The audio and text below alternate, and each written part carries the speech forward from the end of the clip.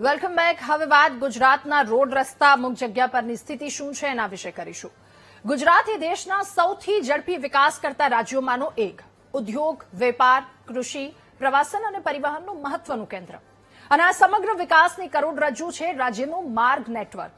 રસ્તાઓ જેને વિકાસનું પ્રતીક કહેવામાં આવે છે, જેના પર દરરોજ લાખો લોકો પોતાના પરિવારની સલામતીનો વિશ્વાસ રાખી નીકળે છે. પરંતુ ગુજરાતમાં ચોમાસું આવે એટલે હવે રસ્તા ઓછા અને જોખમના જાળ વધુ લાગે છે.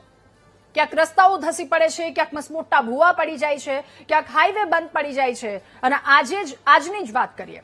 સુરતના કાપોદ્રા બીઆરટીએસ રૂટ પર 10 થી 15 ફૂટ ઊંડો અને 6 થી 8 ફૂટ પહોળો ભૂવો પડતા મુસાફરોથી ભરેલી બસ એમાં ફસાઈ ગઈ. સદનસીબે બસનો માત્ર પાછળનો ભાગ જ ભૂવામાં ખૂંપ્યો હોવાથી એક મોટી જાનહાનિ ટળી હતી. ડ્રાઈવરની સમય સૂચકતા પણ કહી શકીએ. તમામ મુસાફરોને સુરક્ષિત તેમને બહાર કાઢી લેવામાં આવ્યા. અને સૌથી ચોંકાવનારી વાત એ છે કે થોડા સમય પહેલા જ આ જ સુરતના કાપોદ્રા વિસ્તારમાં જ્યાં ભૂવો પડ્યો છે ત્યાં ડ્રેનેજનું કામ થયું હતું. અને ત્યારબાદ કરાયેલું એ રસ્તાનું સમારકામ એ ભારે વરસાદમાં ધસી પડ્યું. અહીં સવાલ કામની ગુણવત્તા, દેખરેખ અને જવાબદારીની છે કે જ્યાં થોડા સમય પહેલા તમે કામગીરી કરી છે તો એ કામગીરી કેવી કરી છે એનું ઉદાહરણ તમે અહીંયા મૂકી દીધું છે લોકોની વચ્ચે, જનતાની સામે. બીજી તરફ અમદાવાદમાં પણ આપણને ખબર છે થોડો વરસાદ આવ્યો. જ્યારે વરસાદ આવ્યો ત્યારે શિલદ સાબરમતીના રસ્તાની શું હાલત હતી. રાજ્યના અનેક વિસ્તારો કે જ્યાંના રસ્તાઓની આ હાલત થાય છે. નેશનલ હાઈવે, સ્ટેટ હાઈવે, ગ્રામ્ય માર્ગો બંધ કરવાની નોબત પણ એ વરસાદમાં આવી છે. એટલે કેટલાક સવાલની સાથે આ મુદ્દા પર ચર્ચા કરવી છે કે શું દર વર્ષે ચોમાસું આવે એટલે રસ્તા ધોવાઈ જવાના હવે આ વસ્તુ સ્વીકારી લેવાની જરૂરત બની ગઈ છે? શું પ્રજાના કરોડો રૂપિયાના ટેક્સનું પરિણામ એ માત્ર કામચલાઉ રસ્તા છે અને કોન્ટ્રાક્ટરનું કામ વરસાદની પહેલી કસોટી પણ પાર નથી કરી શકતું? અલગ અલગ જગ્યા પરના જે કિસ્સાઓ સામે આવે છે તો કોન્ટ્રાક્ટરે શું કામ અને કેવું કામ કર્યું છે એ વાસ્તવિકતા, એ ઉદાહરણો લોકોની સામે આવી જાય છે. આ જ સવાલોની સાથે કરીશું મહામંથનનો આ બીજો મુદ્દો.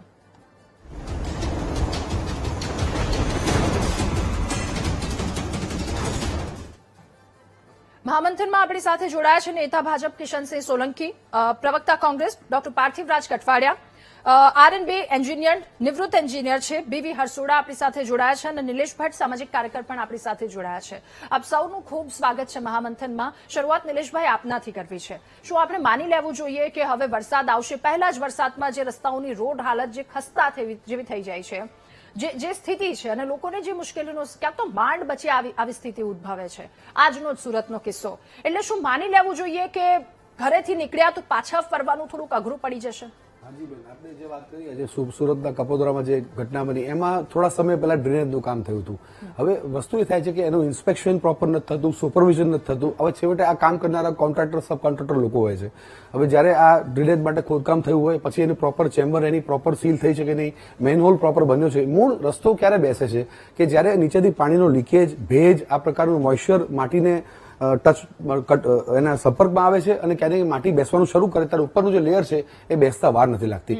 મૂળ મુદ્દો એક જ છે કે આમાં જયારે રોડ બનતો હોય ત્યારે ગુણવત્તા, એની પારદર્શિતા, એમાં જે પ્રકારનું મટીરિયલ વપરાય છે એનું થિકનેસ અને જે મેનહોલ્સ બરાબર, ચેમ્બર્સ બરાબર સીલ થઈ છે કે નહીં, વધુ સમય એ રોડ ઉપર પાણી ભરાયેલું નથી રહેતું, નાની નાની ક્રેક્સ કે નાના મોટા કોઈ ભૂવા પડ્યા હોય તો તરત એને સીલ કરી દેવા, અને જે એલર્ટનેસ જે ક્યાંક ને ક્યાંક ડિપાર્ટમેન્ટ તરફથી દેખાવી જોઈએ એ નથી દેખાતી ઘણી વખત. કે પહેલા વરસાદ પછી જ તમને લગભગ તરત આઈડિયા આવી જવો જોઈએ કે આમ તો પ્રી મોન્સૂન કામગીરી ચોક્કસપણે મોટી મિટિંગો થાય છે, બધી વાત થાય છે, પણ ક્યાંક ને ક્યાંક લોકોને આ વિશે બહુ જ કુશંકાઓ થતી હોય છે કે ભાઈ આ પ્રી મોન્સૂન કામગીરી કેમ સફળ નથી થઈ શકતી. એનું મૂળ મુદ્દો કારણ છે કે સમગ્ર શહેરનો એક સર્વે કરવામાં આવે, એવા નબળા રોડ હોય, ક્યાંક તમને જે નવા રોડ બન્યા હોય ખાસ કરીને કે ક્યાંક એમાં ડ્રેનેજ લાઈન નખાય તો સતત એની પર વોચ રાખવો જોઈએ. અને પછી જયારે બેસી જાય, વાહનો અંદર ખાપકાઈ જાય, લોકો અંદર ઘવાઈ જાય, જાનહાનિ થાય અને પછી તંત્ર જાગે એ યોગ્ય નથી. મૂળમાં વરસાદ એ પ્રોબ્લેમ નથી, મૂળમાં ગુણવત્તા, એની પ્રોપર જવાબદારી, કોન્ટ્રાક્ટરની જવાબદારી શું છે, બનાવ્યા પછી કોન્ટ્રાક્ટર કેટલો આના માટે જવાબદાર છે, અધિકારીઓ આમાં પ્રોપર કામ કરી એ બધું જોવામાં આવે છે. ઓકે હરસોડા સર, એક વસ્તુ આપની પાસેથી સમજવી છે. સર, ચલો વરસાદ આવ્યો અને આપણે કુદરતી પરિબળોને પણ સમજીએ કે કેટલાક ટેકનિકલ કારણો પણ આપવામાં આવે છે કે આ કારણોસર ભૂવા પડે છે, રસ્તામાં ખાડા પડી જાય છે. પણ સર, સવાલ અહીંયા એ થઈ રહ્યો છે કે શું આ રોડ રસ્તાઓ 1-2 વરસાદ પણ ન ઝીલી શકે? એટલું પણ ન બેર કરી શકે કે પહેલા જ વરસાદમાં અથવા તો બીજા ત્રીજા વરસાદમાં રસ્તાઓની આવી હાલત થઈ જાય? અને બીજો સુરતનો જે કિસ્સો છે એના પર આપની પાસેથી જાણવું સમજવું છે કે આમાં થયું છે શું? એક તો એક વસ્તુ સામે આવી છે કે નથી પ્રોપર કામગીરી કરવામાં આવી જ્યારે ડ્રેનેજની કામગીરી કરાઈ હતી ત્યારબાદ એના કારણે આ વસ્તુ થઈ છે. એટલે આ બંને એની પાછળના કારણો શું છે? રાધા, વિગતે વાત કરીએ તો જે આ રોડો તૂટી જાય છે અને એવું સમજાવવામાં આવે છે કે ડામર અને પાણીને આડવેર છે. હા, પાણીની અસર ડામર ઉપર એટલી થાય છે, પણ અત્યારે જે દરેક સિટીની અંદર, દરેક મીડિયાના ન્યૂઝની અંદર જોઈએ છીએ અને એ રીતે રસ્તાઓ તૂટે છે. ડામર એટલો નબળો નથી. ડામરના ગ્રેડ સિલેક્ટ કરવા ઓથોરિટીએ જે વિસ્તાર એના ટેમ્પરેચર પ્રમાણે એમાં કરવું જોઈએ, અને ક્વોલિટી કંટ્રોલ અને ક્વોલિટી એસ્યોરન્સ આ ચાહે સરકારનો ડિપાર્ટમેન્ટ, મહાનગરપાલિકાનો કે કોઈ ઓથોરિટી એન્જિનિયર કે કન્સલ્ટન્ટો કરતા હોય, એમને મારી આનાથી સંદેશ છે કે હવે સમય આવી ગયો છે કે જેવી રીતે કવિ કલાપીએ કીધું છે કે ભૂખ્યાજનોનો જઠરાગ્નિ જાગશે, ખંડેરની ભસ્મ કદી નહીં લાગે. મારા ઇજનેર મિત્રોને હું સંદેશ આપવામાં આવું છું કે આપણો ધર્મ ઇજનેરી ધર્મ છે, પ્રજાની સેવા કરવાનો ધર્મ છે. આટલી બધી બેકાળજી તમે છોડો, નહીતર કવિ કલાપીના શબ્દો સાચા પડશે. એ તરફ પ્રજા જઈ રહી છે. એટલે જે ક્વોલિટી કંટ્રોલ, ક્વોલિટી એસ્યોરન્સ છે એનું જ છે. બીજું જે ડ્રેનેજ દરેક સિટીની અંદર ખોદવામાં આવે છે, ડ્રેનેજ ખોદે તો એના લેયર થી લેયર એની ભરતી કરવાની હોય છે અને એને કોમ્પેક્શન કરવાનું હોય છે. એમાં રોલ ન ચાલી શકે, પણ અત્યારે બધા મિકેનિકલ સાધનો અવેલેબલ છે.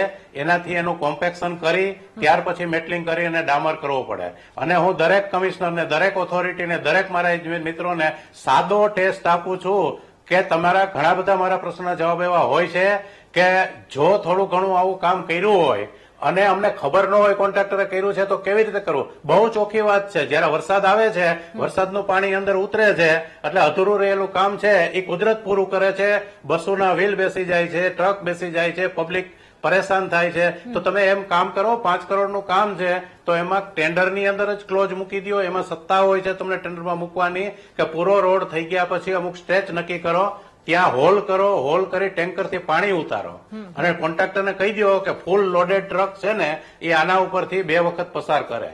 જો સેટલમેન્ટ નહીં થાય તો એનું કામ ઓકે. હા, થોડું એકાદિક 2 ઇંચ થાય, પેચ પડે એટલું થાય, પણ 1 ફૂટ વ્હીલ ઉતરી જાય એ ટોટલ ક્વોલિટી એસ્યોરન્સ અને ક્વોલિટી કંટ્રોલનું ફેલ્યુર છે. અને એ ફેલ્યુરને 100% બંધ કરવા માટે હું કોઈ ઉપર આક્ષેપ નથી કરતો, સત્તા મંડળ ઉપર નથી કરતો, ઇજનેર ઉપર નથી કરતો. આ બેદરકારી છે એવું મારું કહેવાનું થાય છે. ઓકે પાર્થિવરાજભાઈ, અત્યારે સરની વાત સાંભળી આપણને વાસ્તવિકતાનો ખ્યાલ તો આવી જ ગયો કે કેવી કામગીરી અત્યાર સુધી લોકો કહેતા હતા કે આવી કામગીરી, આમાં ક્યાંક ભ્રષ્ટાચાર થયો છે, આ બધી વસ્તુ છે. પણ હવે તો આપણે કદાચ જો આવી જ વસ્તુ ચાલી રાખશે તો એ કોન્ટ્રાક્ટર કે જે એક પરીક્ષા પાર નથી કરી શકતા, એક વરસાદ આવે અને રોડ રસ્તાની જે હાલત કરી નાખે છે, હાલત થઈ જાય છે. એટલે હવે લોકોને સમજી જવાની જરૂર છે, કાં તો આ જ પરિસ્થિતિ રહેશે કાં તો પછી આમાં મજબૂત ફેરફારની જરૂર છે. શું કહેવું પાર્થિવભાઈ આપનું? રાધાબેન, ખાસ કરીને આજે પ્રી મોન્સૂન કામગીરીની ચર્ચા કરવા માટે વીટીવીના માધ્યમથી જયારે ભેગા થયા છે, તો આ તો વરસાદ મોડો આવ્યો એટલે જુલાઈમાં, બાકી દર વર્ષે આપણે જૂનમાં આ એકના એક મુદ્દાની ચર્ચા કે અમદાવાદમાં આટલી જગ્યાએ ભૂવા પડ્યા, અમદાવાદમાં ક્યાંક ગટર ખુલ્લી રહી ગઈ, ગટરમાં એક દીકરો તણાઈ ગયો, જીવ ગયો, ક્યાંક વાયર ખુલ્લા રહી ગયા તો ત્યાં ક્યાંક ને ક્યાંક કોકને કરંટ લાગ્યો અને તેનો જીવ ગયો. વડોદરાની વાત કરીએ તો વડોદરામાં પણ વારંવાર વિશ્વામિત્રી નદીમાં જે પ્રકારનું એને કહી શકાય કે કચરો ડમ્પિંગ સાઇટ અને એના વહેણને રોકવામાં આવ્યા અને જેને કહી શકાય તેના લીધે માનવ સર્જિત પૂરની આફત વડોદરાએ વારંવાર જોઈ. સુરતમાં પણ હમણાં આપણે ખાડીપુરની ચર્ચા, નિર્દોષ લોકોના જીવ ગયા, એ જ બાબત, એ જ કારણ દરેક શહેરમાં એક જ પ્રકારના મુદ્દા. કોમન મિનિમમ પ્રોગ્રામ કે ભ્રષ્ટાચાર રોડ રસ્તામાંથી કઈ રીતે કરવો, લોકોનું જે થવું હોય થાય. ચોમાસામાં એ લોકો બાઇકો ઉપર જાય છે, 2 વ્હીલર ઉપર જાય છે, ખાડાઓમાં કેર ભાગી જાય તેવી પરિસ્થિતિ થાય છે, હોસ્પિટલાઇઝ થવું પડે એવી પરિસ્થિતિ થાય છે. કેટલાકના કરોડરજ્જુમાં નુકસાન પહોંચે છે. Okay. આવા અનેક મુદ્દા એટલા માટે કે કઈક જવાબદેહી નક્કી કરવાનું કામ આટલા વર્ષોથી જો કોર્પોરેશન ન સુધરી હોય, જો અધિકારીઓ ના સુધરતા હોય, સત્તામાં બેઠેલા લોકો ના સુધરતા હોય, તો નિર્દોષ નાગરિકોને ભોગ બનવું પડશે. Okay, આપણે દર વર્ષે ક્યાંક ટ્રક ઊંધી પડેલી જોઈએ ગોવામાં, ક્યાંક આપણે જોઈએ કે બસ ફસાયેલી છે, ક્યાંક આખે આખું બાઇક અને રિક્ષા અંદર જતી રહે. હા, હા, આવા અનેક કિસ્સા વારંવાર Okay, ભારતીય okay. જનતા પાર્ટી શાસિત કોર્પોરેશનમાં વારંવાર જોયા Okay, છે. કિશનસિંહ, અને આ એમને હા. આદત પડી ગઈ છે. ઓકે પાર્થિવભાઈ. એટલે કિશનસિંહ, સ્પષ્ટ માનવું છે કે આ ભારતીય જનતા પાર્ટીના ભ્રષ્ટાચારના પાપે પ્રજા નુકસાન ભોગવી રહી છે. ઓકે કિશનસિંહ, હવે બધાય લોકોનો એક જ સવાલ છે કે પ્રી મોન્સૂન કામગીરી આટલી બધી નબળી કેમ થઈ રહી છે? હર્ષુડા સરે આપણને જણાવ્યું એ વાસ્તવિકતા એમણે લોકોની સમક્ષ મૂકી છે. ચલો, લોકો એક રીતે માની જશે કે રોડ રસ્તાની ક્યાંક કુદરતી એવા પરિબળો સર્જાય છે જેના કારણે આ થાય છે, તો આપણે એને થોડીક વધારે મજબૂતાઈથી મૂકીએ. એક વરસાદમાં રોડ રસ્તાની આ હાલત થાય છે. અત્યારે પાર્થિવભાઈએ કીધું જૂનાગઢનો એક કિસ્સો મને યાદ આવી ગયો, જ્યાં ભૂવો પડ્યો ને એક દંપતી જે પટકાયું છે, ઊંધા માથે એ લોકો પટકાયા હતા. સુરતમાં તો આજે સદનસીબે કેટલાય લોકોના જીવ બચી ગયા ને બસ હતી. જો ત્યાં રિક્ષા હોત અથવા કોઈ ટુ વ્હીલર હોત તો એ 29ના તો પૂરમાં મોત થયા છે. આંકડો કદાચ વધી જતા લોકોની બેદરકારીના કારણે. Radhaji, good evening. સી, આ subject is not only belongs to monsoon કામગીરી. આપણે આ શબ્દ પ્રયોગ ખોટો કરી રહ્યા છીએ. મોન્સૂન આવે ને જાય ને, હવે તો મોન્સૂન ગમે ત્યારે આવશે. એટલે આ વિષય પરમેનન્સીનો છે કે પરમેનન્ટ આનું સોલ્યુશન આપણે કેમ નથી લાવી શકતા. તો આખા ગુજરાત રાજ્યમાં લાખો કિલોમીટરનું રોડનું નેટવર્ક છે. આમાં હું કોઈનો બચાવ નથી કરતો. રાજ્ય સરકારની પોતાની નિષ્ઠા અને કડકાઈ છેલ્લા 2 વર્ષથી આ વિષયમાં અતિશય વધી રહી છે. પણ અનફોર્ચ્યુનેટલી નિલેશભાઈએ જે વાત કરી, ઇજનેરશ્રીએ વાત કરી અને કઠવાડિયાજીએ જે રાજકીય આક્ષેપ કર્યો, this is not about political blame game. આપણને નુકસાન થઈ રહ્યું છે. લાખો કરોડો કિલોમીટરના રસ્તાઓમાં 10 to 15% આપણે ડેમેજ ભોગવી રહ્યા છીએ. એ આઈધર રસ્તો ધોવાઈ જતો હોય, રસ્તો બેસી જતો હોય, તૂટી જતો હોય, ગટરના નાળાઓમાં લોકો પડતા હોય, ગટરના નાળાઓ લેવલ પર ના હોય અને ગટરના નાળાઓ ક્લોગ થઈ જતા હોય. અને ત્રીજું છે મોટા પ્રમાણમાં મેટ્રોપોલિટન એરિયામાં ભૂવા પડવા. આ આપણે જૂજી રહ્યા છીએ આને સોલ્વ કરવા માટે. અને બેઝિકલી ઇજનેરશ્રીએ બહુ જ અદભુત વાત કીધી અને એમણે આક્ષેપ શબ્દ પાછો ખેંચી લીધો. એકચ્યુઅલી ઇટ્સ અ પ્રેક્ટિકાલિટી કે ક્યાંય પણ આ જે પ્રશ્ન રોડ નેટવર્કનો છે એમાં એન્જિનિયરિંગ, એન્વાયરમેન્ટ, સુપરવિઝન અને મેન્ટેનન્સ, આ 4 પ્રશ્નોમાં જો સરકારી સત્તા મંડળો, પીડબ્લ્યુડી, દરેક શહેરી સત્તા મંડળ, દરેક જિલ્લા પંચાયત, તાલુકા પંચાયત કે જે લોકલ કોન્ટ્રાક્ટરોને કામ આપે છે, અને મ્યુનિસિપલ અને નગરપાલિકાના સત્તા મંડળો, એમના ઇજનેરોની કચાશ, એમના ઇજનેરોની ઉદાસીનતા કામ પ્રત્યેની, એનું તાદશ ઉદાહરણ હું પણ આપીશ કે આપણે જયારે રોડ, હજી રિંગ રોડ આપણો પહોળો થઈ રહ્યો છે, અનેક જગ્યાઓએ સબ કોન્ટ્રાક્ટરો ખાડા ખોદીને જતા રહે છે અને એ ખાડામાં માત્ર માટી નાખે છે, માત્ર માટી નાખે છે. એના ઉપર કશું જ થતું નથી. સામાન્ય લોકોને ખબર જ નથી. જે ઇજનેરો છે એમને ખબર પડે છે કે આ માટીથી કામ ના ચાલે, એનું પ્રોપર પુરાણ થવું જોઈએ. એટલે ધ પ્રોબ્લેમ ઇઝ ધેર. એ પ્રોબ્લેમને સોર્ટ ઇટ આઉટ કરવા માટે રાજ્ય સરકારની કમિટી બની છે. રાજ્ય સરકાર બહુ ગંભીર રીતે આ વિષયને લઈ રહી છે. પણ આપણે ગુજરાતને વિકસિત કહેતા હોય અને આપણે ગુજરાતને વિકસિત બનાવવું તો ઇજનેરશ્રીએ પર્ટિક્યુલર, એમનું ડિપાર્ટમેન્ટ છે, ઇજનેર છે અને એ કામ કરી ચૂક્યા છે.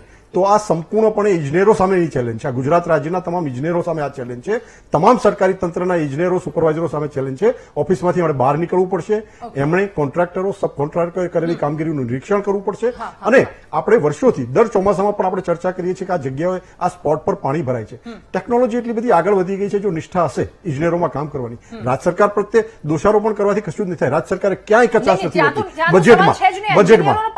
એટલે પ્રોબ્લેમ એટલે એ જ વિષય છે. વિષય છે કે આ માનવ સર્જિત વસ્તુઓ છે. આ કુદરત સર્જિત નથી. કુદરતનો રોડ પછી ચાલુ થાય છે. એટલે તમામે એકલા સરકાર ઉપર, એકલા ઇજનેરો ઉપર, એકલા ડિપાર્ટમેન્ટ ઉપર નહીં, આપણે સિટીઝન્સ ઓફ ધીસ કન્ટ્રી, આપણા એરિયા પૂરતી પણ આપણે સજાગતા બતાવવી પડશે કે તમારે ત્યાં જયારે રોડનું નેટવર્ક બને છે, રોડના પેચ બને છે, ગટરનું કામ થાય છે, તો ત્યાં ટોટલ ટેકનિકાલિટી પ્રમાણે કામ થાય છે, સરકારની એસઓપી પ્રમાણે કામ થાય છે કે નહીં, આ જોવાની જવાબદારી આપણી પણ છે. આ સહભાગીતામાં પ્રજાની ભાગીદારી સાથે માણસ આ ક્યાંથી જોવાનો કિશનભાઈ? આઈ એમ સોરી, આ ક્યાંથી 9 વાગે ઓફિસ જતો આ માણસ ત્યાં ઉભો રહીને કે અચ્છા મારા વિસ્તારનો રોડ રસ્તો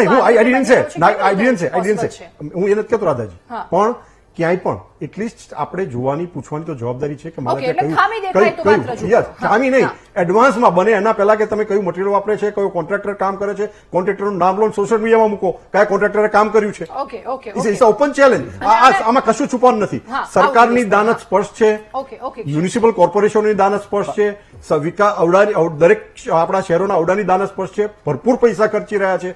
તો ગુજરાતના મારા રોડોની હાલત ના થવી જોઈએ એ Exactly. જોવાની જવાબદારી સરકાર તરીકે, પાર્ટી તરીકે અમારી તો છે જ, હા. પણ સાથે સાથે જ્યાં જ્યાં કામો ચાલે છે ત્યાં નુક્તેચીની કરવાની પણ સૌની જવાબદારી. ઓકે નિલેશભાઈ આપની વાત ખૂબ જ ટૂંકમાં.